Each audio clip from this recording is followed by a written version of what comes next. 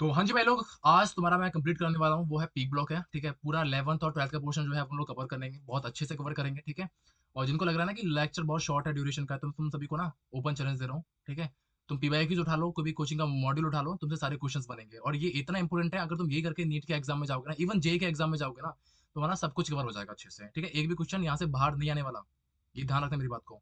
ठीक है, इसके पीछे ना एफर्ट बहुत बड़ा है, 13 घंटे की मेहनत लगी है इसको मेरे को बनाने के लिए, पूरा कंप्लीट करने के लिए। ठीक है, अभी भी मेरे को थोड़ा फीवर है, लेकिन मैं तब भी जो है लगातार कंटिन्यूस जो है तुम लोगों के लिए लेक्चर बना रहा हूँ। इस वजह से प्लीज हाथ जोड़ के रिक्वेस्ट है कि इस लेक्चर को पूरा कंप्लीट देखना, फिर पीवाईक्यूज लगाना, तुमसे सारे पीवाईक्यूज बनेंगे। ठीक है, चलो स्टार्ट करते हैं। मैं अगर बात करूं भाई लोग पी ब्लॉक एलिमेंट्स की, तो elements in which the last electron enter the outermost P orbital. ठीक है, इसका इलेक्ट्रॉनिक कन्फिग्रेशन क्या होता है, ये होता है मतलब कि पी ब्लॉक एलिमेंट में जो लास्ट इलेक्ट्रॉन होता है वो आउटर मोस्ट पी ऑर्बिटल में, ठीक है, एंटर करता है। ठीक है, जैसे हमको पता है भाई लोग कि पी सबशेल जो होता है उसमें कितने ऑर्बिटल होते हैं, 3 ऑर्बिटल होते हैं, है ना। पी सबशेल में 3 ऑर्बिटल होते हैं, जिसमें मैक्सिमम जो है वो कितने इलेक्ट्रॉन आ सकते हैं, 6। एक में वो 2 आ सकते हैं, क्लॉकवाइज एंटी क्लॉकवाइज, तो टोटल कितने हो गए, 6 इलेक्ट्रॉन आ सकते हैं। तो 6 इलेक्ट्रॉन आ सकते हैं, इस वजह से कितने ग्रुप हैं अपने, 6 ग्रुप हैं पी ब्लॉक में। ठीक है, क्लियर है, boron, carbon, nitrogen, oxygen, fluorine, then तुम्हारा नियोन। ठीक है, तो टोटल इनके कितने ग्रुप हैं, 6 ग्रुप हैं। चले आगे, हाँ है ना। अब ये ग्रुप को ना भाई लोग हम एक एक करके पढ़ेंगे पूरे पी ब्लॉक में। ठीक है, लेकिन उससे पहले ना मैं कुछ कॉन्सेप्ट सुनना पड़ेगा। वो कॉन्सेप्ट क्या है, वो कॉन्सेप्ट है तुम्हारा फर्स्ट कॉन्सेप्ट है, that is inert pair effect. ठीक है, मेरी अगर आवाज तुम्हें थोड़ा जल्दी लगे तो प्लीज माफ कर देना। ठीक है, क्योंकि गर्मी कुछ ज्यादा हो रही है और मैं अपना दूसरे वाले रूम में बैठा हुआ हूँ। ठीक है, पूछ वाले रूम में। उसके बाद मैं अगर बात करूँ, होता क्या है इनर्ट पेयर इफेक्ट भाई लोग। ठीक है, तो इनर्ट पेयर इफेक्ट में क्या होता है, इसमें इसमें भाई लोग इनर्ट पेयर इफेक्ट में इसमें एस इलेक्ट्रॉन भाई लोग बॉन्ड फॉर्मेशन में पार्ट लेने से मना कर देते हैं। ठीक है, एस इलेक्ट्रॉन बॉन्ड फॉर्मेशन में पार्ट लेने से मना कर देते हैं। ठीक है, इसको समझने के लिए ना ग्रुप 13 में से ना 2 एलिमेंट ले लेते हैं हम लोग, एक तो बोरन हो गया, दूसरा क्या हो गया, थैलियम हो गया। बोरॉन का इलेक्ट्रॉन कन्फिग्रेशन क्या होता है, 2s2 2s2 2p1, और थैलियम का क्या होता है, 6s2 6p1। हाँ है ना। तो बोरॉन के केस में एस वाले 2 इलेक्ट्रॉन भाई लोग बॉन्ड फॉर्मेशन के लिए अवेलेबल हो जाते हैं। ठीक है, जब ये बॉन्ड फॉर्म करेगा तो ये वाला ऐसा कुछ हो जाएगा, और इसका एक इलेक्ट्रॉन होगा वो आगे वाले में चला जाएगा, ऐसे कुछ। है ना, तो इसकी जो ऑक्सीडेशन स्टेट हो जाएगी कितनी हो जाएगी, +3। ठीक है, लेकिन जो थैलियम का है ना भाई लोग यहाँ पे, ठीक है, थैलियम के केस में 6s2 वाला इलेक्ट्रॉन भाई लोग न्यूक्लियस को ज्यादा होल्ड करके रखेगा। है ना, मतलब कि 6s2 वाला इलेक्ट्रॉन को न्यूक्लियस जो है बहुत बहुत ज्यादा मतलब पावर के साथ में होल्ड करके रखेगा, क्योंकि बीच में क्या है, 5d और 4f कन्फिग्रेशन होगा। तो 5d और 4f के जो इलेक्ट्रॉन का शील्डिंग इफेक्ट होता है ना भाई लोग, वो बहुत पुअर होता है। That's why S electron thallium के, ठीक है, बॉन्ड फॉर्मेशन में पार्ट नहीं करते हैं। ठीक है, इससे बढ़िया तो मैं एक्सप्लेनेशन में दे नहीं सकता। तो क्या हो जाएगा, 6s2 6p1, तो यहाँ पे सेम एज इट इज रहेगा, सेम एज इट इज रहेगा। ठीक है, तो ऑक्सीजन स्टेट कितनी हो जाएगी, +1, ओनली +1, क्योंकि ये तो पार्ट नहीं कर रहा, पार्टिसिपेट नहीं कर रहा है तो बॉन्ड फॉर्मेशन में, 6s वाला। ठीक है, क्लियर है। तो इनर पेयर इफेक्ट क्या होता है, जिसमें एस इलेक्ट्रॉन बॉन्ड फॉर्मेशन में पार्ट लेने से मना कर दे। ठीक है, चलो उसके बाद भाई लो तुम्हारा नेक्स्ट पार्ट वो है anomalous property of first element. इसको भी समझना ना बहुत ज्यादा इंपॉर्टेंट है। ठीक है, तो सिमिलर केस रहता है ग्रुप 14 15 16 के लिए। हम कहते हैं कि डाउन टू द ग्रुप जो है ना भाई लोग, ऑक्सीडेशन स्टेट्स, ऑक्सीडेशन स्टेट जो है, ठीक है, 2 यूनिट भाई लोग कम हो जाती है।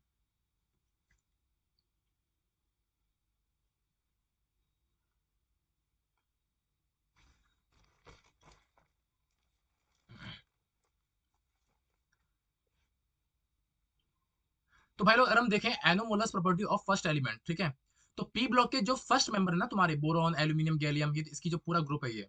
ठीक है, तो पी ब्लॉक के जो फर्स्ट मेंबर है उनकी कुछ प्रॉपर्टी उनके ग्रुप के बाकी मेंबर से ना डिफरेंट होती है। ठीक है, ड्यू टू स्मॉल साइज या हाई इलेक्ट्रोनेगेटिविटी या फिर absence of vacant d orbital. तो इसे तुम बोलते हो anomalous property of first element. Clear है, absence of vacant d orbital का मतलब उसमें हाइब्रिडेशन जो मिलेगा वो मिलेगा sp2 sp sp3। ठीक है, जिसमें डी ऑर्बिटल नहीं होंगे। क्लियर है, हाँ है ना। एक बार ना पीरियोडिक टेबल देख लो एक बार। ठीक है, ये तुम्हारी प्योरिटी पूरी पीरियोडिक टेबल है। ठीक है, फर्स्ट 2 ग्रुप के एलिमेंट होंगे इसमें, वो कौन से होंगे, एस ब्लॉक, बीच में रखे गए डी ब्लॉक, और इधर जो है ना तुम्हारे पी ब्लॉक एलिमेंट रखे गए बोरॉन से लेकर तुम्हारा इनर्ट गैसेस तक। ठीक है, हीलियम तक। क्लियर है, ठीक है। उसके नीचे तुम्हारा क्या है, यहाँ रखे तुम्हारे एफ ब्लॉक के एलिमेंट, ठीक है, लेंथोनाइड्स और क्या है, एक्टिनोइड्स है। क्लियर है, हाँ या ना? चलो बहुत बढ़िया। ग्रुप 13, तो भाई लोग ऐसे करके ना हम लास्ट ग्रुप 18 तक पढ़ेंगे। सबसे पहले हम पढ़ेंगे जनरल करेक्टर के बारे में, ठीक है। तो फर्स्ट हम देखें डेंसिटी के बारे में। तो डेंसिटी जो होती है ना भाई लोग, वो डिक्रीज, सॉरी, डेंसिटी जो होती है ना भाई लोग, वो इंक्रीज करती है डाउनवर्ड ग्रुप में। डेंसिटी क्या होता है, मास अपॉन वॉल्यूम, ठीक है। तो एटॉमिक नंबर क्या कर रहा है भाई लोग, इंक्रीज कर रहा होता है, तो डेंसिटी भी क्या करेगी, इंक्रीज करेगी, हाँ या ना? तुम बोरॉन से टेलियम तक जाओगे तो जो एटॉमिक नंबर है या एटॉमिक मास है वो क्या करेगा, इंक्रीज करता है, तो डेंसिटी भी क्या करेगी, इंक्रीज करेगी।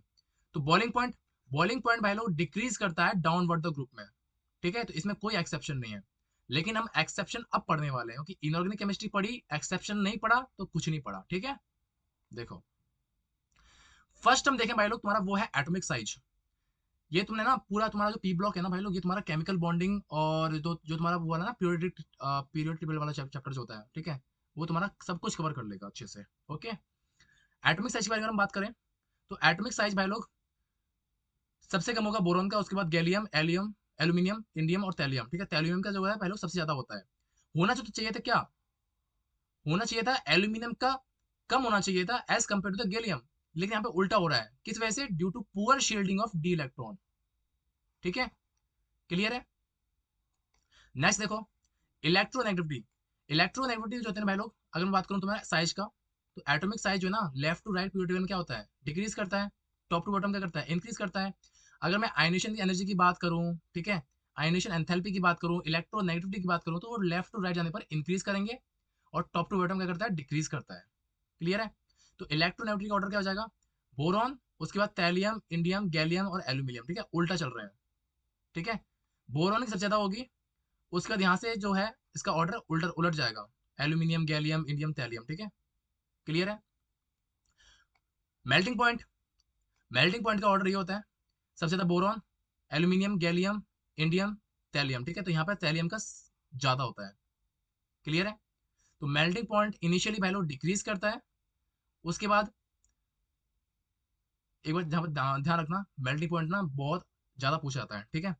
तो मेल्टिंग पॉइंट इनिशियली डिक्रीज करता है अप टू गैलियम, गैलियम तक तो इंक्रीज करेगा, ठीक है, सॉरी, गैलियम तक तो डिक्रीज करता है मेल्टिंग पॉइंट, लेकिन उसके बाद जो है ना वो इंक्रीज करता है, ठीक है।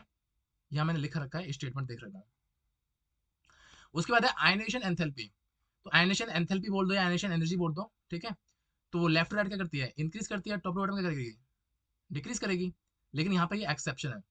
तो बोरॉन सबसे ज्यादा होगी, उसके बाद थैलियम, गैलियम, एल्यूमिनियम, इंडियम, ठीक है। होना चाहिए था कि एल्यूमिनियम की आयनेशन एनर्जी ज्यादा होनी चाहिए थी, लेकिन एल्यूमिनियम की कम है, due to poor shielding of 3D electron. होना चाहिए था कि थैलियम की जो आयनेशन एनर्जी है वो कम होनी चाहिए थी as compare to the gallium, है ना, क्योंकि boron, aluminium, gallium, indium, thallium, ठीक है, अगर तुम्हें को दिखाई दे रहा है तो ये, तो ionisation energy top to atom क्या करती है, डिक्रीज करती है, तो बोरॉन सबसे ज्यादा होनी चाहिए थी, ये ऑर्डर होनी चाहिए था, लेकिन ये ऑर्डर नहीं है, ये वाला ऑर्डर है, ठीक है, ध्यान रखना इसको। क्लियर है। Next oxidation state. तो ऑक्सीडेशन स्टेट जो है ना भाई लोग, डाउन टू द ग्रुप जो है ना, +3 ऑक्सीडेशन स्टेट की स्टेबिलिटी डिक्रीज करती है, एंड +1 की इंक्रीज करती है due to inert pair effect. इतना समझ में आया, हाँ या ना, हाँ या ना? बहुत बढ़िया। अब हम बात करने वाले हैं, अगर तुम्हें ये समझ में नहीं आया ना, तो ये चेक करना एक बार, boron, carbon, nitrogen, oxygen, fluorine, ठीक है। तो बोरॉन की जो ऑक्सीडेशन स्टेट होती है ना भाई लोग, वो +1 से +3 वेरी करती है ना, इसकी +2 से, कार्बन की आई गेस +4 होगी, है ना, इसकी +3 से 5 होती है, और इसकी 4 से कितनी होती है, शायद 6 होती है ना, ऐसा कुछ होता है, ठीक है। तो ध्यान रखना कि down the group +3 oxidation state की स्टेबिलिटी डिक्रीज करती है, और +1 की स्टेबिलिटी इंक्रीज करेगी due to inert pair effect. अब हम बात करने वाले हैं केमिकल प्रॉपर्टीज ऑफ ग्रुप 13, जिसमें फर्स्ट है रिएक्टिविटी टुवर्ड एयर, ठीक है। तो भाई लोग ध्यान रखना कि बोरॉन जो है ना, does not react in crystalline form, crystalline form में बोरॉन जो है रिएक्ट नहीं करता। एल्यूमिनियम जो है वो फॉर्म करता है एक थिन ऑक्साइड की लेयर मॉइस्ट एयर में, ठीक है।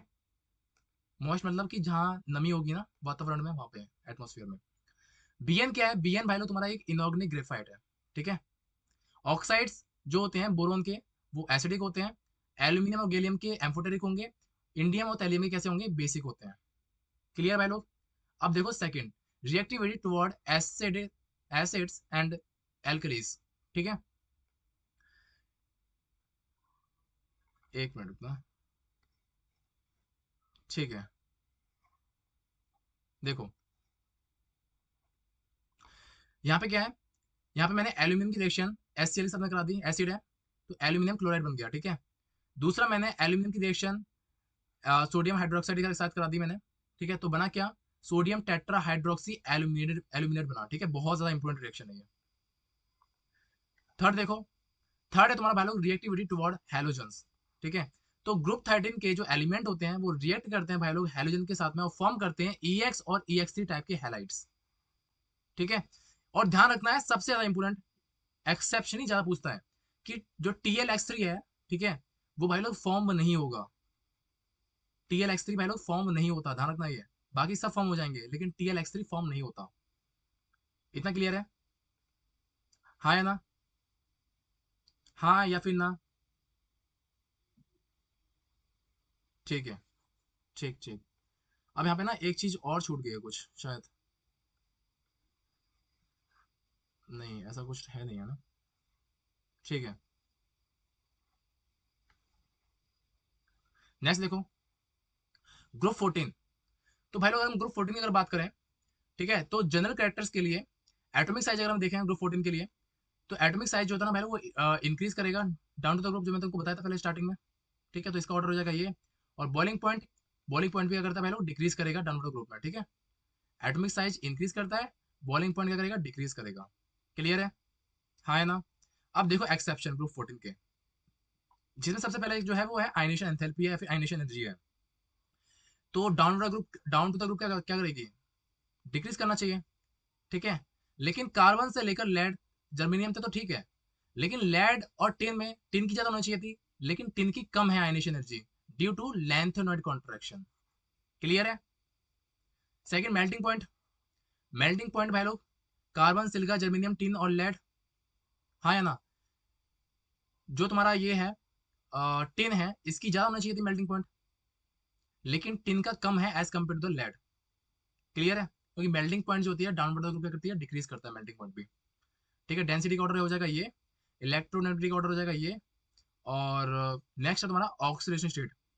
तो पता है तुम्हें, स्टेबिलिटी ऑफ +4 क्या करेगी, डिक्रीज करेगी डाउन टू द ग्रुप, और +2 क्या करेगी, इंक्रीज करती है, हाँ या ना। चले आएंगे,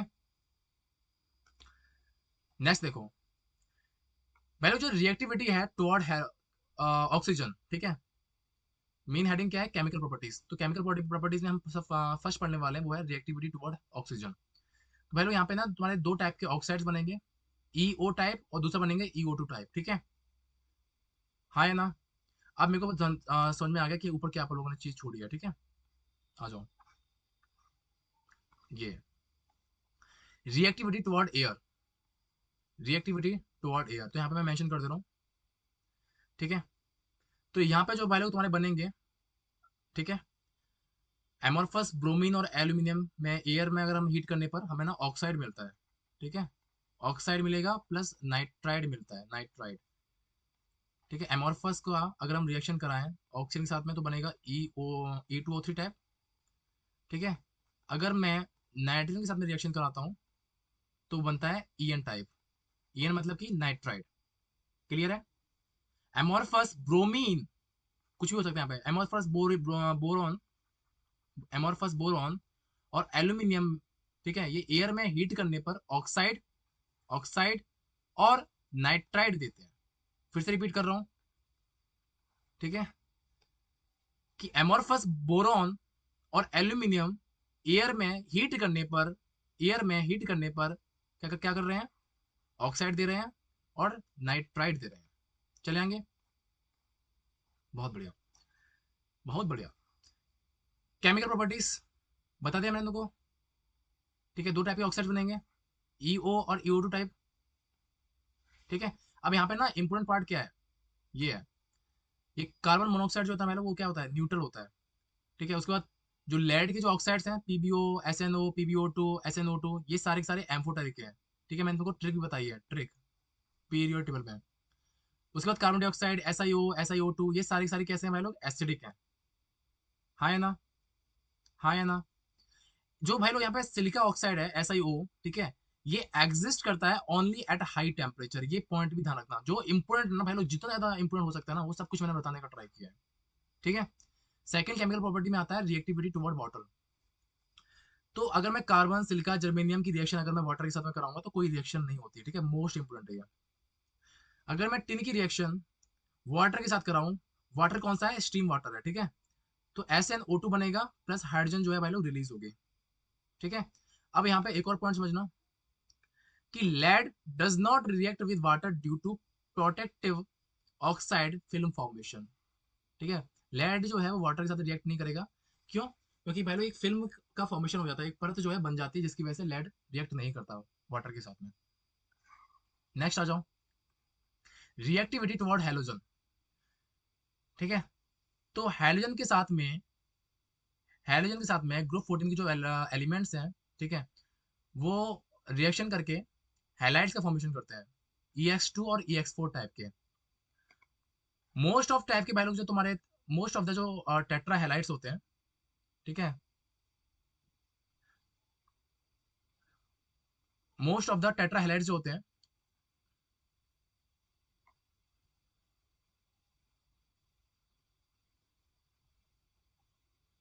तो भाई लोग most of the tetra halides जो होते हैं EX4 टाइप के, ठीक है, वो कोवलेंट होते हैं नेचर में, लेकिन SnF4, PbF4 ये आयनिक होंगे नेचर में। ये कैसा होगा भाई लोग, ये एग्जिस्ट नहीं करता, PbI4 भाई लोग एग्जिस्ट नहीं करता due to inner pair fact.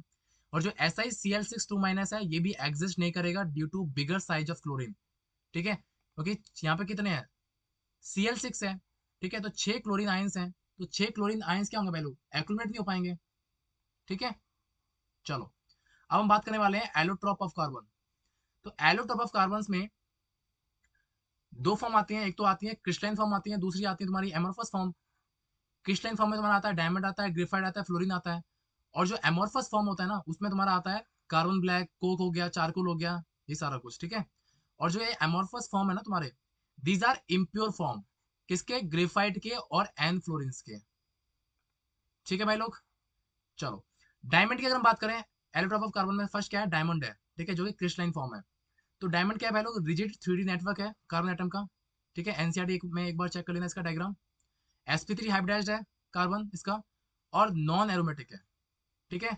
इसका बॉन्ड जो है वो डैंगलिंग बॉन्ड प्रेजेंट होता है, मतलब कि ओपन स्ट्रक्चर है। अगर ओपन स्ट्रक्चर होगा ना भाई लोग, तो वो उसमें डैंगलिंग बॉन्ड बोलेंगे, ठीक है। इसकी थर्मल कंडक्टिविटी बहुत अच्छी होती है, क्यों, क्योंकि इसमें फ्री इलेक्ट्रॉन होंगे इसमें, ठीक है। और पुअर इलेक्ट्रिकल कंडक्टिविटी होती है, क्यों होगी poor, due to free electron absent, sorry मैंने उल्टा बोल दिया। पुअर इलेक्ट्रिक थर्मल कंडक्टिविटी अच्छी होती है क्योंकि इसमें फ्री इलेक्ट्रॉन नहीं होंगे। सेकंड है ग्रेफाइट। ग्रेफाइट की अगर बात करूं भाई लोग, ग्रेफाइट जो है ना, ये इसका स्ट्रक्चर जो होता है वो लेयर स्ट्रक्चर होता है, ठीक है, जो कि हेल्ड होता है एक दूसरे से वन डबल फोर्सेस के थ्रू। इसके सारे कार्बन जो है वो sp2 हाइब्रिडाइज्ड होंगे और एरोमेटिक होते हैं। इसमें भी डैंगलिंग बॉन्ड क्या प्रेजेंट है, क्योंकि ये ओपन स्ट्रक्चर होता है, ठीक है। थर्मल कंडक्टिविटी की अगर बात करें तो ग्रेफाइट की जो थर्मल कंडक्टिविटी होती है या फिर इलेक्ट्रिकल कंडक्टिविटी होती है वो अच्छी होती है, क्योंकि इसमें फ्री इलेक्ट्रॉन प्रेजेंट है।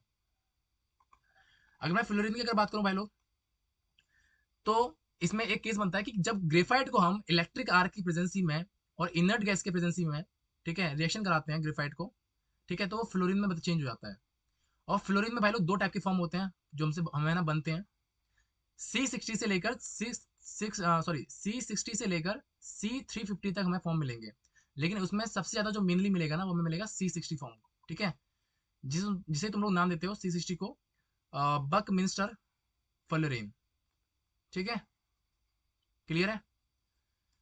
पहले थोड़ा सा ना मैं मेरा ना वॉइस थोड़ी सी इधर उधर हो सकती है, ठीक है, क्योंकि मैं अभी अपना उसमें नहीं हूँ, बोल सकता ना कंट्रोल में बोल दो, कुछ भी बोलता हूँ, क्योंकि मेरा मत्था ना काम नहीं कर रहा अभी इस टाइम पे। उसके बाद है सेकंड, इसमें कोई भी डैंगलिंग बॉन्ड नहीं होगा प्रेजेंट, क्यों, क्योंकि ये साइक्लिक स्ट्रक्चर होगा, एक बार एनसीईआरटी में चेक करना, ठीक है। अगर साइक्लिक स्ट्रक्चर होगा ना, तो उसमें डैंगलिंग बॉन्ड नहीं होगा, ठीक है, बोलेंगे कि नो डैंगलिंग बॉन्ड।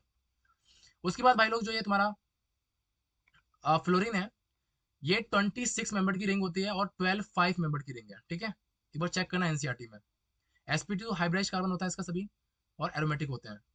इसकी कंडक्टिविटी, इलेक्ट्रिकल कंडक्टिविटी और थर्मल कंडक्टिविटी क्या होती है भाई लोग, गुड होती है, अच्छी होती है। नेक्स्ट हम पढ़ने वाले हैं ग्रुप 15। ग्रुप 15 के भाई लोग कुछ जनरल कैरेक्टर्स हैं, एटॉमिक साइज, आयनेशन एंथैल्पी और इलेक्ट्रोनेगेटिविटी, इनमें कोई भी एक्सेप्शन नहीं होता, ठीक है।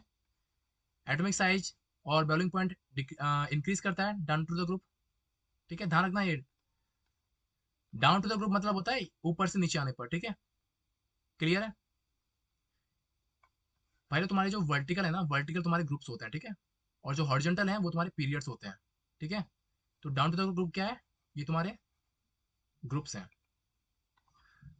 नेक्स्ट आ जाओ, मेरे से ना जितना हो पाना भाई लोग मैं उतना तुम लोगों को समझाने का ट्राई करूंगा पूरा अच्छे से। एक्सेप्शन है इसमें भी ग्रुप 15 में, उसका मेल्टिंग पॉइंट का और ऑक्सीडेशन स्टेट का, ठीक है, ध्यान रखना।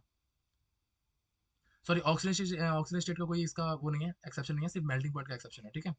ऑक्सीडेशन स्टेटस इसका सिंपल बात है कि प्लस 3 से +5 वेरी करेगी, हाँ है ना। स्टेबिलिटी जो होती है वो +5 में क्या करती है, इंक्रीज करती है, और +3 से क्या करेगी, डिक्रीज करती है, ठीक है। केमिकल प्रॉपर्टीज की अगर हम बात करें इसकी, तो फर्स्ट जो है वो है रिएक्टिविटी टुवर्ड हाइड्रोजन, ठीक है। तो हाइड्रोजन के साथ में भाई लोग ग्रुप 15 के जो एलिमेंट्स हैं वो फॉर्म करते हैं ES3 टाइप के हाइड्राइड्स, ठीक है। जिसमें अगर तुम्हें फर्स्ट बताऊं मैं, ये होगा NH3 बनेगा, PS3 AS3 है ना। EH3 मतलब क्या होगा, हाइड्राइड्स, हाइड्रोजन के साथ में रिएक्ट करके, ठीक है। और ग्रुप 15 में क्या आता है, नाइट्रोजन फास्फोरस आर्सेनिक, तो मैंने यहाँ पे ई की जगह नाइट्रोजन फास्फोरस और एंटीमनी बिस्मथ वगैरह ये सब कुछ ऐड कर दिया है, ठीक है। तो ये बनेंगे सब कुछ। तो अगर मैं यहाँ से लेकर यहाँ पे जाऊँ लास्ट तक, तो भाई लोग बॉन्ड डिसोसिएशन एंथैल्पी क्या कर रही है, डिक्रीज कर रही है, जिसकी वजह से थर्मल स्टेबिलिटी क्या करेगी, डिक्रीज करेगी। मतलब कि बेसिक स्ट्रेंथ क्या करेगी, डिक्रीज करेगी, और रिड्यूसिंग पावर क्या करेगा, इंक्रीज करेगा, यहाँ से यहाँ पे जाने में, ठीक है। इलेक्ट्रॉन डेंसिटी भाई लोग सेंटर एटम की क्या करेगी, डिक्रीज करती है, जिसकी वजह से बॉन्ड एंगल क्या करेगा, डिक्रीज करेगा, ठीक है। एक ही मैंने उसमें तुम्हें सारे क्वेश्चंस बता दिए कि क्या क्या बन सकता है, ओके। नेक्स्ट देखो, बॉइलिंग पॉइंट और मेल्टिंग पॉइंट के बारे में, ठीक है, ये एक्सेप्शन है, ये ध्यान रखना इसका, ठीक है। यहाँ पे मैंने मेंशन नहीं कर पाया, ये एक्सेप्शन है दोनों, ठीक है। अमोनिया का इससे ज्यादा होता है, एस क्यों होता है, due to intermolecular hydrogen bonding, ठीक है, जो कि NH3 में प्रेजेंट है। मेल्टिंग पॉइंट अमोनिया का सबसे ज्यादा होता है, बहुत ज्यादा इंपॉर्टेंट क्वेश्चन है ये। नेक्स्ट आ जाओ, रिएक्टिविटी टुवर्ड ऑक्सीजन। तो ऑक्सीजन के साथ में ग्रुप 15 के एलिमेंट जो है रिएक्ट करेंगे, वो फॉर्म करते हैं भाई लोग E2O3 और E2O5 टाइप के ऑक्साइड्स फॉर्म करेंगे, ठीक है। ये हो गए तुम्हारे E2O3 टाइप के, ये सारे के सारे, और ये हो गए तुम्हारे E2O5 टाइप के, ठीक है।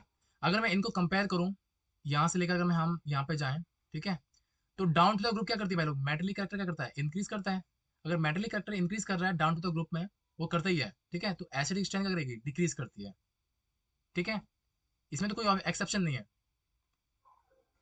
और आ जाओ, एसिडिक स्ट्रेंथ की अगर मैं बात करूँ, इन दोनों का अगर मैं कंपेयर करूँ, N2O3 N2O5 अगर इस टाइप में आ गया कि E2O3 और E2O5 में कौन ज़्यादा एसिडिक है, तो E2O5 वाले जो ऑक्साइड्स होंगे वो ज़्यादा एसिडिक होंगे as compare to the E2O3, ठीक है। इसमें ना एक चीज़ नोट करने वाली बात ये है कि ये एसिडिक होंगे ये वाले, और ये होते हैं एम्फोटेरिक इन नेचर, ठीक है। मैंने तुमको ना ट्रिक बता रखी है, देखना एक बार पीरियड टेबल में, है ना, जनाबे अली दिल से पंजाबी सॉन्ग गाया करो, है ना, ऐसा कुछ। उसके बाद है रिएक्टिविटी टुवर्ड हेलोजन। तो भाई लोग 15 ग्रुप के जो एलिमेंट्स होते हैं वो हेलोजन के साथ में रिएक्ट करके भाई लोग हैलाइड्स बनाते हैं, EX3 और EX5 टाइप के, ठीक है। लेकिन ध्यान रखना है कि NX5, जैसे कि NCl5 होता है ना भाई लोग, बोलते हैं ना कि एग्जिस्ट नहीं करता, हाँ। तो NX5 टाइप के जितने भी तुम्हें एलिमेंट्स दिखेंगे ना, वो एग्जिस्ट नहीं करते हैं। किस वजह से, क्योंकि उनमें डी ऑर्बिटल ही नहीं होंगे, वेकेंट डी ऑर्बिटल ही नहीं होंगे उनमें, ठीक है, क्लियर है। ये इतना इंपॉर्टेंट नहीं है, छोड़ दो इसको, ठीक है। या फिर अगर करना चाहो तो कर लो एक बार। जैसे मैं अगर बात करूँ कोवलेंट करेक्टर की, तो कोवलेंट करेक्टर जो है ना भाई लोग EX5 वालों का ज्यादा होगा एज कम्पेयर टू EX3, ठीक है। और ध्यान रखना कोवलेंट करेक्टर हम लोग ना डायरेक्ट देते हैं, किससे, फजान रूल जो होता है ना, फजान रूल, उससे कोवलेंट करेक्टर हम सिंपल देते हैं, ठीक है, ऑर्डर वगैरह जो भी है। और covalent character left to right जाने पर क्या करता है भाई लोग, इंक्रीज करता है, ठीक है। उसके बाद है एलोट्रोप ऑफ फॉस्फोरस। तो फर्स्ट जो है वो है व्हाइट फॉस्फोरस है, व्हाइट फॉस्फोरस। तो व्हाइट फॉस्फोरस जो होता है ना भाई लोग, इसको मैं थोड़ा सा छोटा कर लूँ। व्हाइट फॉस्फोरस जो होता है ना भाई लोग, ये डिस्क्रीज होता है, टेट्राहेड्रल होता है स्ट्रक्चर इसका, और P4 मॉलिक्यूल, ठीक है, ये स्ट्रक्चर इसका, ठीक है, एक बार NCERT देख लेना। ये भाई लोग डार्क में मतलब अंधेरे में ये चमकता है, पॉइजनस होता है ये, और ये वाटर में इनसॉल्युबल होगा, लेकिन सॉल्युबल होता है CH2 में, ठीक है। ये लेस स्टेबल होता है, दैट्स वाई मोर रिएक्टिव होगा, ठीक है। जो तो पता है ना भाई लोग, सिंपल है कि भाई जो कम स्टेबल होते हैं वो रिएक्टिव ज्यादा होते हैं, है ना।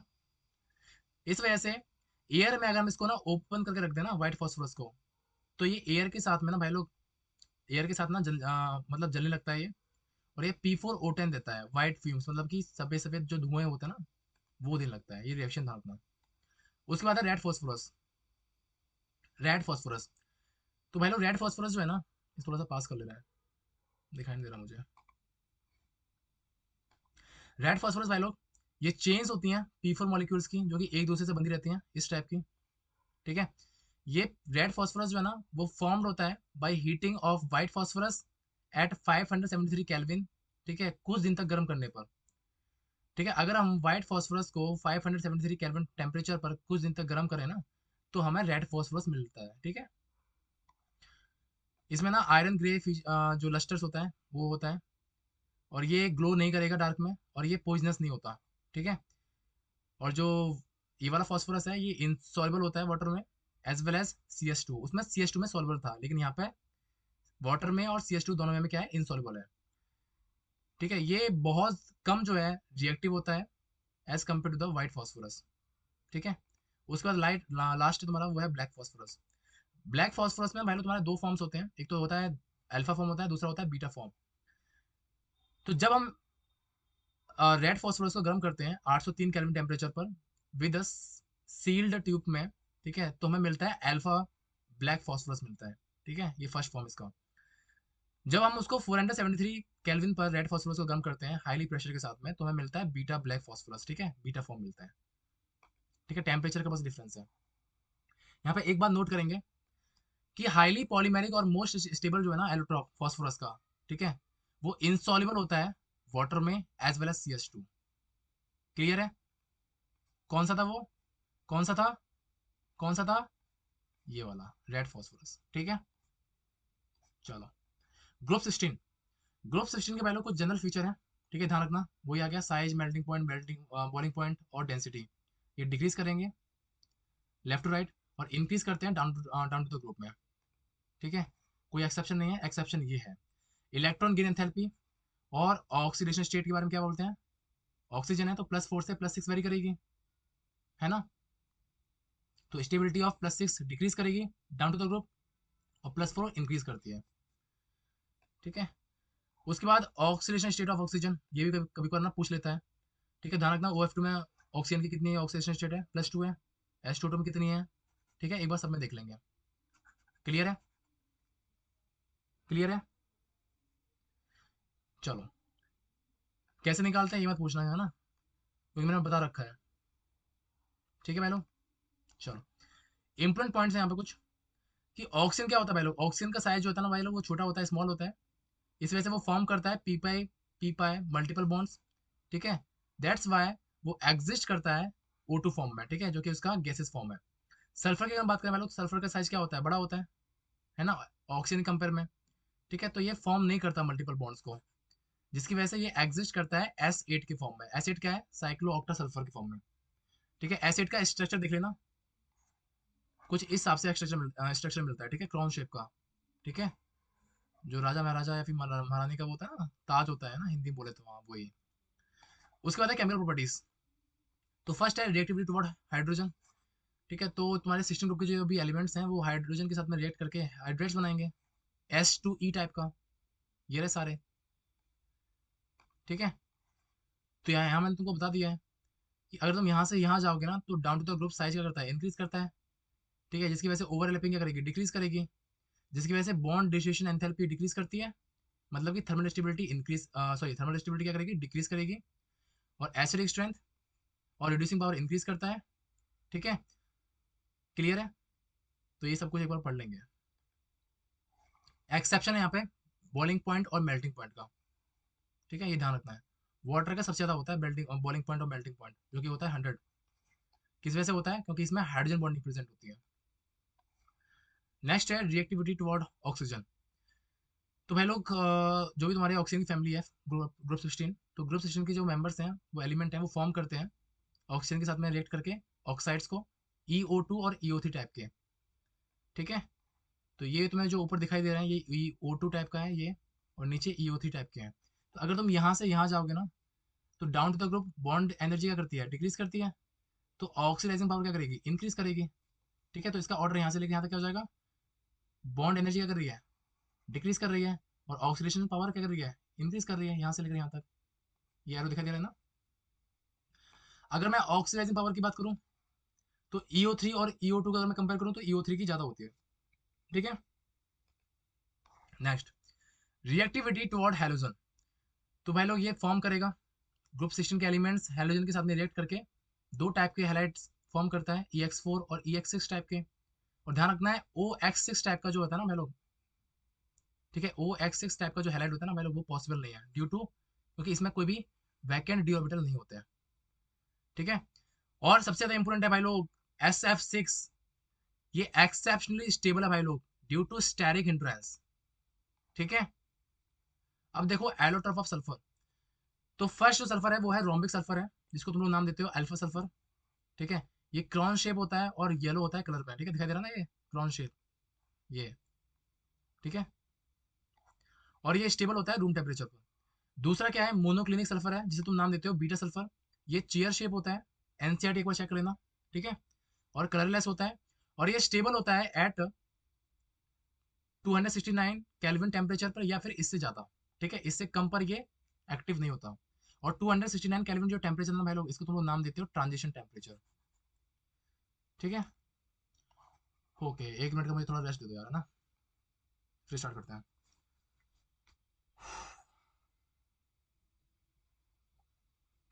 चलो देखो, जनरल करेक्टर, जनरल करेक्टर। तो भाई लोग साइज, मेल्टिंग पॉइंट, डेंसिटी, इसमें कोई भी एक्सेप्शन नहीं है, सब सेम है। ठीक है, जो आप लोग ऊपर से करते आ रहे हैं। एक्सेप्शन है तुम्हारा इलेक्ट्रॉन गेन एंथैल्पी। ठीक है, फ्लोरीन की कम होती है as compare to the chlorine. ठीक है, ड्यू टू इलेक्ट्रॉन रिपल्शन। ठीक है, ठीक है, देखो भाई लोग यहाँ पे ना डायटोमिक मॉलिक्यूल्स होते हैं तुम्हारे ग्रुप 17 में। कौन कौन से, फ्लोरीन हो गया, क्लोरीन हो गया, ब्रोमीन हो गया, आयोडीन हो गया, है ना। 1 मिनट में आपको कुछ बोल रहा ना, नहीं नहीं कुछ नहीं बोल रहा। डायटोमिक मॉलिक्यूल्स में फ्लोरीन हो गया, क्लोरीन हो गया, ब्रोमीन हो गया, आयोडीन हो गया। तो यहाँ पे ना इनके ना कलर्स ध्यान रखते हैं। तो फ्लोरीन जो होता है येलो गैस होती है, क्लोरीन ग्रीनिश येलो गैस होती है, ब्रोमीन जो होती है भाई लोग वो रेडिश ब्राउन गैस होगी, और जो आयोडीन होती है वो वायलेट ब्लैक सॉलिड होता है। ठीक है, ये सॉलिड है, ये गैस नहीं होती आयोडीन। ठीक है, अब मैं बात करूँ ऑक्सीडाइजिंग पावर और bond dissociation energy, bond dissociation energy. ठीक है, बॉन्ड डिसोसिएशन एनर्जी क्या होती है भाई लोग, है ना, मतलब ये किसी भी बॉन्ड को ब्रेक करने के लिए, जैसे I2I2 है। ठीक है, तो इन दोनों के बीच का बॉन्ड को अगर मुझे ब्रेक करना है ना, तो इस बॉन्ड को ब्रेक करने के लिए जितनी एनर्जी मैं बाहर से दे रहा हूँ ना, this is called the bond dissociation energy. ठीक है, तो इन दोनों का ऑर्डर देख लेंगे। उसके बाद आता है केमिकल प्रॉपर्टीज, जिसमें फर्स्ट तुम्हारा रिएक्टिविटी टुवर्ड हाइड्रोजन। ठीक है, तो ग्रुप 17 के जो एलिमेंट्स हैं वो हाइड्रोजन के साथ में रिएक्ट करके ये फॉर्म करेंगे। ठीक है, तो अगर मैं यहाँ से यहाँ तक जाऊँ, तो बॉन्ड डिसोसिएशन एनर्जी क्या करती है, डिक्रीज करती है, जिसकी वजह से थर्मल स्टेबिलिटी डिक्रीज करेगी। एसिडिक स्ट्रेंथ और रिड्यूसिंग पावर क्या करेगी भाई लोग, इंक्रीज करेगा यहाँ से यहाँ तक। ठीक है, बॉइलिंग पॉइंट एक्सेप्शन है, ध्यान रखना। हाइड्रोजन फ्लोराइड का बॉइलिंग पॉइंट सबसे ज्यादा होता है अपने ग्रुप में ड्यू टू हाइड्रोजन बॉन्डिंग। ठीक है, मेल्टिंग पॉइंट भी क्या है, एक एक्सेप्शन है, वो भी ध्यान रखना। ठीक है, अगर मैं तुमको जो बता रहा हूँ ना भाई लोग, वो तुमने अगर अच्छे से मतलब कवर कर लिया ना, तो तुम्हारी केमिकल बॉन्डिंग तुम्हें बहुत ज्यादा ईजी लगेगी। ठीक है, उसके बाद है ग्रुप 18। तो ग्रुप 18 में भाई लोग अगर हम बात करें, तो फर्स्ट तुम्हारा जनरल कैरेक्टर है, तो ये तुम्हारे सारे क्या है, वही सेम ही है। ठीक है, इसमें कोई एक्सेप्शन नहीं है। लेकिन अगर मैं सेकंड बात करूँ एक्सेप्शन वाला केस, वो है तुम्हारा इलेक्ट्रॉन गेन थेरेपी है। ठीक है, तो इसका ध्यान रखना ये ऑर्डर।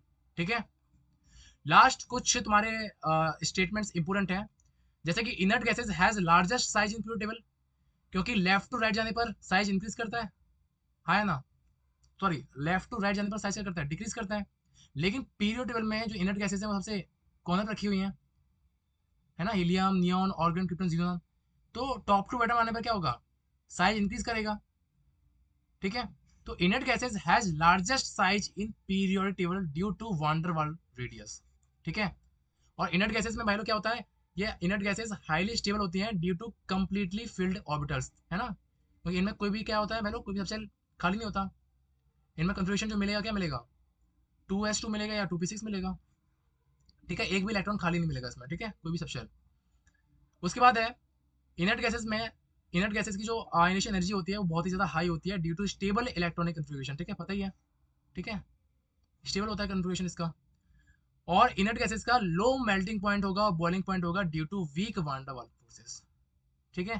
तुम्हारा पूरा पी ब्लॉक खत्म है, और चैलेंज दे रहा हूँ मैं सबको, ठीक है, चैलेंज दे रहा हूँ, एक भी क्वेश्चन यहाँ तुम्हारी नीट के एग्जाम में बाहर नहीं जाएगा। फिर मेरे से बात कर लेना कि भैया तुमने क्या बोला था, ठीक है, नीट के बाद डिस्कस करते हैं, ठीक है, कितना पेपर पी ब्लॉक में से या फिर जो मैं पढ़ा रहा हूँ कितना पेपर अपने में से आ रहा है, ठीक है। चलो बाय, टेक केयर, करते रहो, तब तक मैं एनएलएम का लेक्चर और शूट कर ले रहा हूँ, आज का टारगेट खत्म करो। बहुत मजा आएगा यार, बहुत मजा आएगा, तुम जितना एफर्ट मारो ना, तुम्हारा टाइम सेव करने का ट्राई कर रहा हूँ मैं बस, ठीक है, कि तुम्हारा कैसे भी करके ना टाइम सेव हो जाए बस, ठीक है। चलो बाय, टेक केयर, पढ़ते रहो, all the very best and love you all, thank you so much.